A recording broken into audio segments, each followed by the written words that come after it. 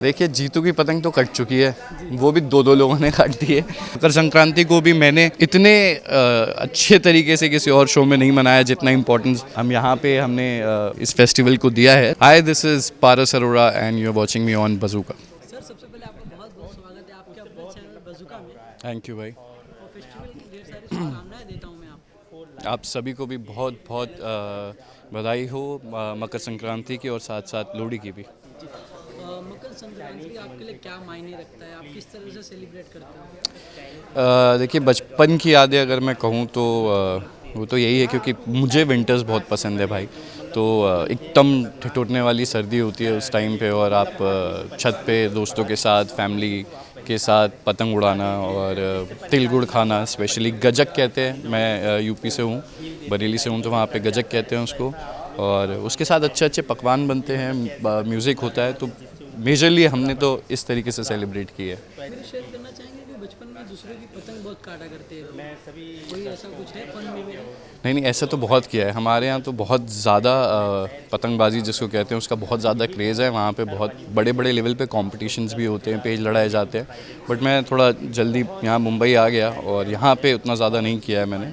पर वहाँ पे जितने टाइम में था बचपन में तो बहुत एक्साइटमेंट होता था। 3 दिन पहले से हम लोग अलग अलग पतंगे ढूंढना शुरू कर देते थे, क्योंकि छोटे साइज़ की, बड़े साइज़ की, तो वो डिवाइड करना कि भाई इतनी जो है वो क्योंकि पेपर वाली जो आती है वो अलग बड़े साइज़ की आती थी, महंगी आती थी।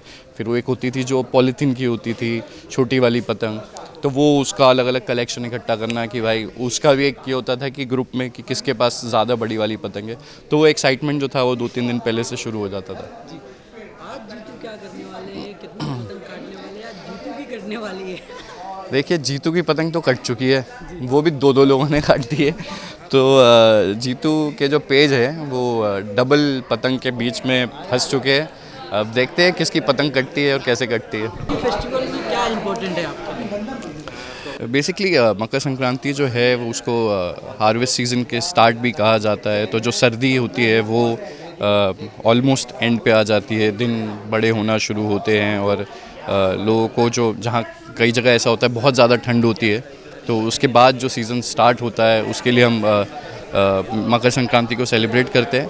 और एक पॉजिटिविटी आती है, कोई भी फेस्टिवल हो तो आप कहीं ना कहीं एक पॉजिटिव वाइब आती है। जिस तरीके का माहौल आजकल हो गया है कि लोगों के पास टाइम नहीं है एक दूसरे से मिलने का, एक दूसरे के साथ समय व्यतीत करने का, तो वो एक फेस्टिवल के थ्रू एक अच्छा मौका होता है कि जब आप अपने फैमिली के साथ आपको टाइम स्पेंड करने का मौका मिलता है इस भाग दौड़ की ज़िंदगी में। कोई ऐसा ट्रेडिशन जो आप हर साल फॉलो करते हो? यार, ऐसा कोई ट्रेडिशन नहीं है, बट मैं यहाँ भी कोशिश करता हूँ कि जब मुझे टाइम मिलता है, सो मेरे फ्रेंड्स जो हैं वो बिल्डिंग में उनके यहाँ ऐसा पूरा इवेंट होता है मकर संक्रांति का उनकी बिल्डिंग में, तो मैं वहाँ थोड़ी देर के लिए वो अटेंड करने ज़रूर जाता हूँ। खिचड़ी बहुत अच्छा फेस्टिवल है, इसमें पतंग उड़ाया जाता है, साथ ही साथ जो उसको मांझा है, हाँ, वो अगले दिन न्यूज़ आते हैं कि गला कट गया, बाइक से एक्सीडेंट हो गया। जी जी। तो भी आप क्या राय देना चाहोगे अपनी तरफ से?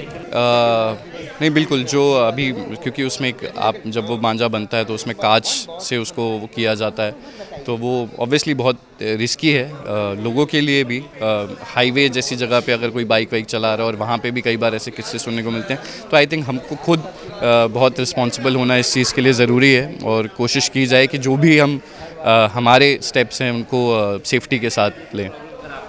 इस साल कोई प्लानिंग है आपकी इस फेस्टिवल को लेकर? इस साल आज ही मुझे लगता है मैं आप सबके साथ सेलिब्रेट करूंगा, उसके बाद हम काम करेंगे। तो कहीं ना कहीं अगर मैं बाहर नहीं कर पाया तो मुझे आज आप सबके साथ इस त्यौहार को मनाने का मौका मिलेगा। और साथ ही घर वाली पेड़ वाली को कितना एंजॉय कर रहे हो आप? यार, मैं बहुत बहुत फ़न कर रहा हूँ। मुझे बहुत कुछ एक्सपीरियंस करने का, नए तरीके से नए अपने क्राफ्ट में नई चीज़ें करने का मौका मिल रहा है। So I am very excited and I am very happy to be a part of it. And आप देख सकते हैं मकर संक्रांति को भी मैंने इतने अच्छे तरीके से किसी और शो में नहीं मनाया जितना इम्पोर्टेंस हम यहाँ पे हमने इस फेस्टिवल को दिया है। तो this is also new for me and I think आप सबको, जब आप एपिसोड में भी हमारा मकर संक्रांति का एपिसोड देखेंगे शो में, तो आपको बहुत मज़ा आएगा।